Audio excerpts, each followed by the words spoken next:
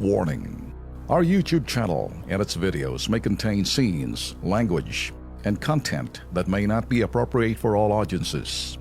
These videos include surveillance footage, undercover pursuit of suspects, actual police and rescue operations, and fearless confrontations. If you do not approve of the content, please do not watch our videos. If you wish to continue, we strongly advise that you proceed with caution.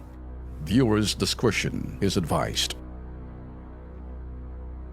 Isa na namang home minor de edad na batang babae ang biktima ho ng pangahalay at pagpatay. Ang insidente ho'y naganap po ito sa lungsod ng Caloocan. Sino ang suspect at paano niya nagawa sa biktima ang krimen? Yan pong binusisi ng Kilos Pronto Crime Desk.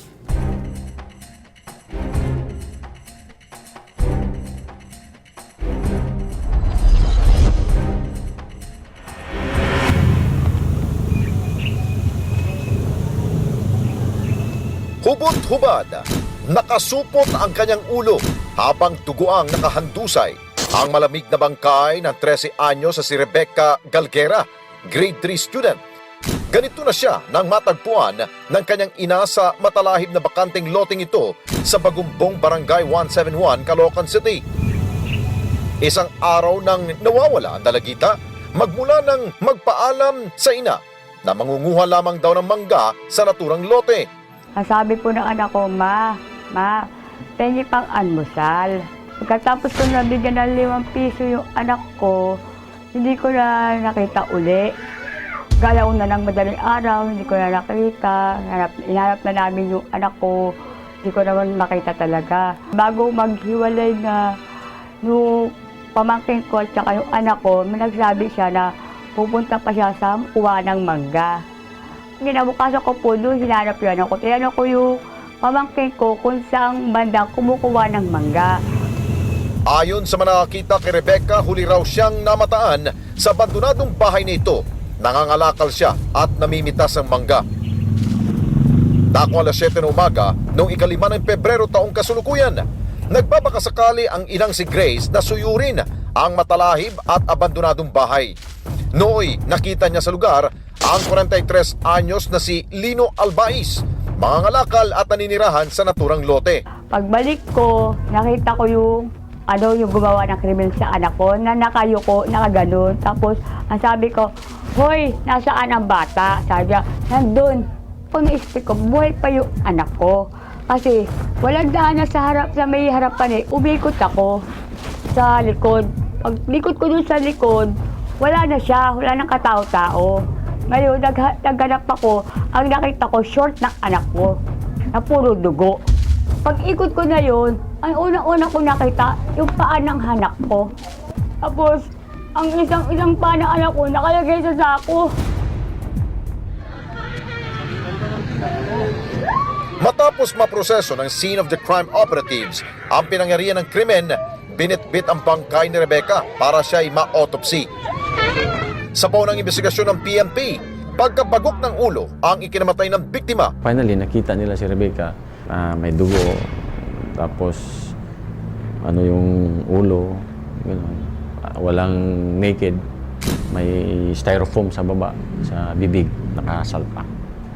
Base sa report ng suko, ginanon niya sa bato.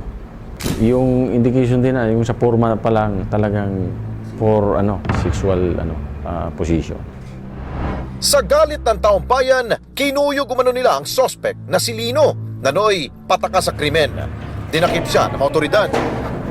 Sa police station, inamin ni Lino ang pangahalay at pagpaslang sa kaawa-awang si Rebecca. Ngit niya, girlfriend umano niya ang dalagita at nooy pinipilit niyang magtalik sila. Talaga nagmamahalin kami dalawa, tapos nung naramdaman niya na hindi maganda, bigla niya akong binato, halik lang ba ganun, halik lang ba ganun. Gusto niyo umalis, ang lakas ng bato sa mukha ko, ikaw niya, ang laki ng bilaan ng mukha sa mukha. May matasali siya, hindi ko man kailangan ko, nayampas kasi sa pader. Sa gitna ng aming panayam kay Lino, kabisan niya ang mga detalye ng pangyari kung paano niya pinatay si Rebecca. Bakit may plastic sa yung mukha niya, yung buong ulo niya? Yung plastic, kasi yung nakatakot yung mukha niya. Kasi di ba?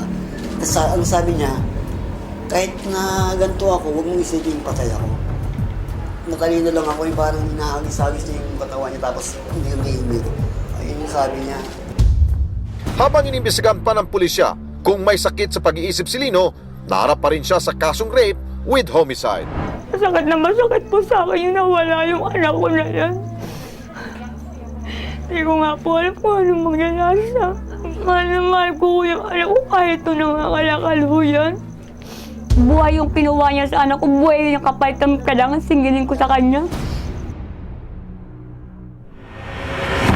Ito Ben, no? Ito yung mga totoong kwento ho na gusto ho natin ipalabas ho dito sa Kilos Pronto, lalong-lalo na sa crime desk. Dahil nangyayari ho talaga ho yan. Kaya ang ating panawagan sa ating po mga ginang na huwag nyo ho talagang iwan ang inyong pong mga anak. Ito po'y lesson ho. Dahil marami ho talaga dyan sa kalye ho, sa labas ho natin, na meron talaga mga addict. Hindi ho normal ang isip pong gumagawa ho niyan. Yung kanina nakausap po na suspect, sira ang ulo nun. Okay. Para doon sa kabatiran ng nakararami, ito na lang hong importante na sa utak ko ng criminologist, itong kuminsan, pag meron hong pagnanasa kahit sino ho sa lipunan, na ho tayo safe, i-assume na lang ho natin, meron ho na natutulog ng pagnanasa, gumawa ng krimen, pagnanakaw, oportunidad lang hong hinahanap. Kapag nakita ng oportunidad, isasagawa ho nila, napupukaw, nagigising ho yung kalang pagnanasa. Kahit na kariyang siraulo na yun, may lucid moment siya. Yeah. Alam niya, although dinidescribe niya parang, sa amin ho kasi, pinag-uusapan lang ho na Alex, to share, kasi ayaw ho namin parang lumalabas na ang Kilos Pronto, nagpapalabas ng mga ganong klaseng sensationalism. Hindi ho eh. Importante ho, alagaan ho natin mga anak natin, kamag-anakan ho natin, wag ho natin, kung sa lugar ho natin, tingnan ho natin kung safe ba. Kasi nandun lang ho yung mga sa tabi-tabi na napupuka yung pagnanasa kapag nakita ng oportunidad, isinasagawa yung kanilang kalokohan, ang krimen. Pati siguro, panawagan na rin ho natin sa ating po mga alagad ng batas na bantayan ho natin ang bawat paligid. Dahil nandyan lamang ho yun. Tama nga si Ben, opportunity. Kapag mayroong oportunidad, talagang gagawa ho talaga ng kalokohan po. Ito po mga sira-ulo pong mga kriminal nito. Yan.